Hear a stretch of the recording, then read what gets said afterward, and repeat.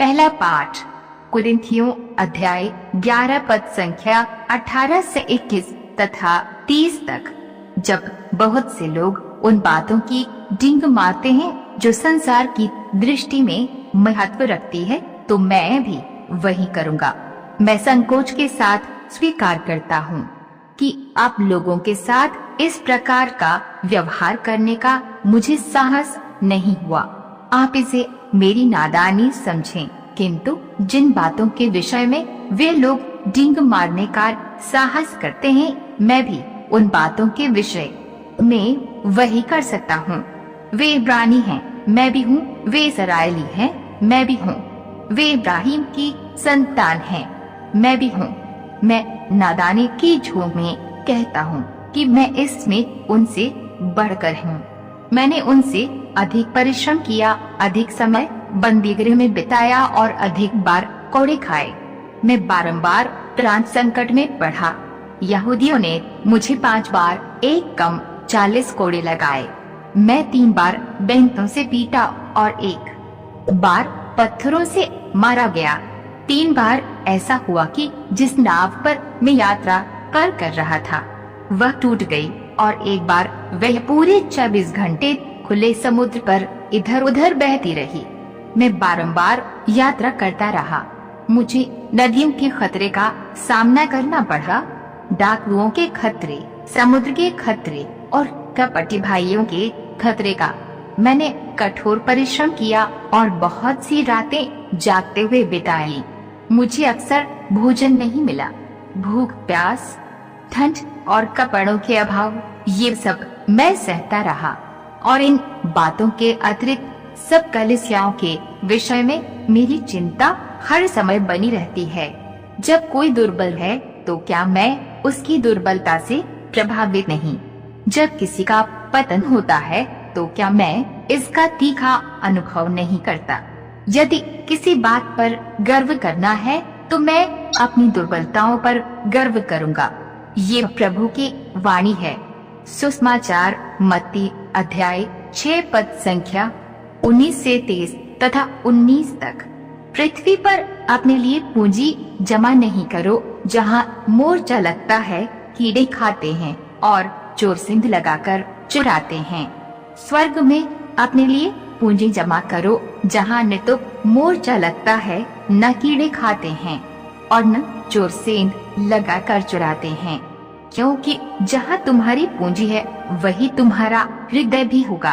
आँख शरीर का दीपक है। यदि तुम्हारी आँख अच्छी है तो तुम्हारा सारा शरीर प्रकाशमान होगा, किंतु यदि तुम्हारी आँख बीमार है तो तुम्हारा सारा शरीर अंधकारमय होगा। इसलिए जो ज्योति तुम में है, यदि वही अंधकार है तो यह कितना घोर अंधकार होगा। ये प्रभु का पवित्र सुसमाचार है। मनन चिंतन। ख्रिस्तीय विश्वासियों को इस दुनिया में ऐसे रहना है जैसे कि वे इस दुनिया के नहीं हैं। योहन अध्याय 15 पद संख्या 19 में यीशु अपने शिष्यों से कहते हैं, तुम संसार के नहीं हो, क्योंकि मैंने तुम्हें संसार में से चुन लिया है। योहन अध्याय 17 पद संख्या 16 में पिता से की गई अपनी प्रार्थना में यीशु एक बार फिर कहते हैं, वे संसार के नहीं हैं, जिस तरह मैं भी संसार का नहीं हूँ। इब्रानियों का पत्र इब्राहिम के वंशजों के बारे में कहता है, वे अपने को पृथ्वी पर परदेशी तथा प्रवासी मानते थे। जो इस तरह की बातें कहते हैं वे यह स्पष्ट कर देते हैं कि वे स्वदेश की खोज में लगे हुए हैं। वे उस देश की बात नहीं सोचते थे जहाँ से वे चले गए थे, क्योंकि वे वहाँ लौट सकते थे। मसीहियों को अपने आचरण से इस सत्य को प्रकट करना ही होगा। इसीलिए संत पेत्रुस कहते हैं, प्यारे भाइयों, आप परदेशी और प्रवासी हैं, इसलिए मैं आपसे अनुरोध करता हूँ कि आप शारीरिक वासनाओं का दमन करें जो आत्मा के विरुद्ध संघर्ष करती हैं। उसी वास्तविकता को ध्यान में रखते हुए आज के सुसमाचार में प्रभु यीशु अपने शिष्यों से कहते हैं कि वे अपने लिए पृथ्वी पर धन जमा न करें जहाँ कीड़ा और जंगों से नष्ट करते हैं और जहाँ चोर सिंध लगाते और चुराते हैं, लेकिन उन्हें स्वर्ग में धन जमा करना चाहिए। इस सत्य को देखने और उसके अनुसार जीने के लिए हमारे पास एक आंतरिक दिव्य प्रकाश यू होना चाहिए। आज के सुसमाचार में प्रभु यीशु दो बातों पर हमारा ध्यान आकर्षित करते हैं, सच्चा धन और शरीर की ज्योति।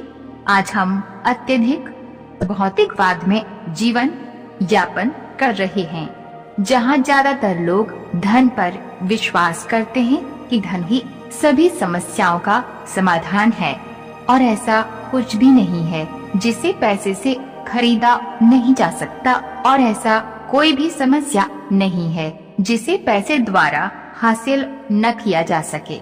इस प्रकार का विश्वास आज भी व्याप्त है, यद्यपि यह कई बार गलत भी साबित हुआ है। आज के सुसमाचार में प्रभु हमें से प्रेरित करते हुए कहते हैं, अपना विश्वास और अपनी सुरक्षा ऐसी चीजों पर डालें जो कम अनश्वर हो और अधिक बना रहने वाला हो। वे कहते हैं, स्वर्ग में अपने लिए पूंजी जमा करो, जहाँ न तो मोर्चा लगता है, न कि दिखाते हैं, और न चोर सिंध लगाकर चुराते हैं। स्वर्ग में धन जमा करने का तात्पर्य ये है कि हम भले कार्य द्वारा धन कमाएं जो हमारे भावी जीवन के लिए सार्थक होगा। और प्रभु यीशु बड़ी चतुराई से कहते हैं, जहाँ तुम्हारा धन है वहीं तुम्हारा हृदय भी होगा। वास्तव हमें अपने आप से प्रश्न पूछना है, कहाँ मेरी पूंजी है? क्या मैं इससे अपने जीवन में मूल्य देता हूँ, और कैसे मैं इसके अनुसार जीवन जीता हूँ? सुसमाचार के दूसरे भाग में प्रभु यीशु कहते हैं, आँख शरीर का दीपक है। कहने का तात्पर्य ये है कि जो मैं अपनी आंतरिक आँख से देखता हूँ वही मेरे जीवन का सब कुछ निर्धारित करता है। यदि तुम्हारी आँख अच्छी है तो तुम्हारा सारा शरीर प्रकाशमान होगा, किंतु यदि तुम्हारी आँख बीमार है तो तुम्हारा सारा शरीर अंधकारमय होगा।